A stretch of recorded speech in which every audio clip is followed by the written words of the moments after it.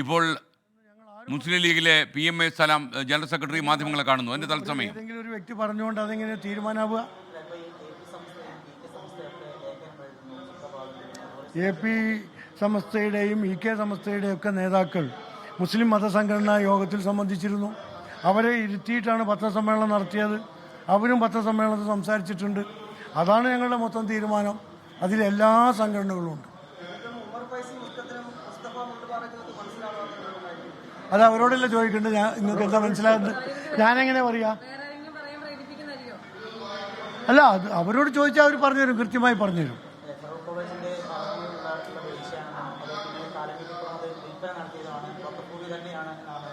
അല്ല, ഞങ്ങൾ മുസ്ലിം ലീഗും മുസ്ലിം മതസംഘടനകളും വ്യക്തമായി അതിൻ്റെ നയങ്ങൾ പറഞ്ഞിട്ടുണ്ട്.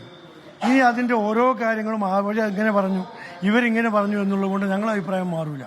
കൃത്യമായ അഭിപ്രായം അതിൻ്റെ അടിസ്ഥാനത്തിലാണ് ഇന്ന് സാമുദായിക സംഘർഷങ്ങൾ ഉണ്ടാകരുത്. ഞങ്ങൾ ഗവൺമെൻറ്റിനോടാണ് പെട്ടെന്ന് ഇടപെട്ട് സൗഹാർദ്ദം ഉണ്ടാക്കണം, കുഴപ്പമുണ്ടാകാനുള്ള സാഹചര്യം ഉണ്ടാക്കരുത് എന്ന് പറഞ്ഞത്. അതേ ഇതുവരെ ആക്ട് ചെയ്തില്ല.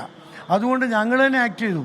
ഇന്ന് ബഹുമാനപ്പെട്ട സാദിഖ് അലി ശിഹാബ് തങ്ങളും കുഞ്ഞാലിക്കുട്ടി സാഹിബും വാരാപ്പുഴയിൽ ആർച്ച് ബിഷപ്പിനെ സന്ദർശിച്ച് ഈ കാര്യങ്ങളെക്കുറിച്ച് സംസാരിച്ചിട്ടുണ്ട്.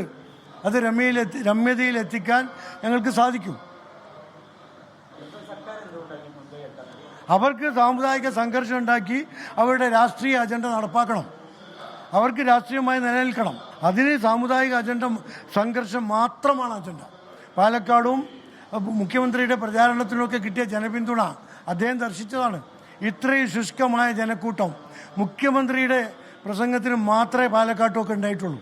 അത് അവരെ നന്നായി ബുദ്ധിമുട്ടിച്ചിട്ടുണ്ട്. അതിൻ്റെ ഭാഗം, അതിന് കാരണം മുസ്ലിം ലീഗും സാദിഖ് അലി ശിഹാബ് തങ്ങളും ആണ് എന്നുള്ളതിൻ്റെ പേരിലാണ് ഇത്തരം വിഷലിപ്തമായ വാക്കുകൾ ബഹുമാനപ്പെട്ട മുഖ്യമന്ത്രിയുടെ വായിൽ നിന്ന് വരുന്നു.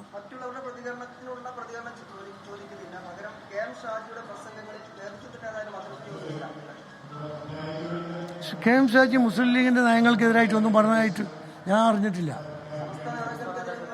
മുസ്ലിം ലീഗിന്റെ നയങ്ങൾ മാത്രമേ ഷാജി പറഞ്ഞിട്ടുള്ളൂ. പിന്നെന്താ?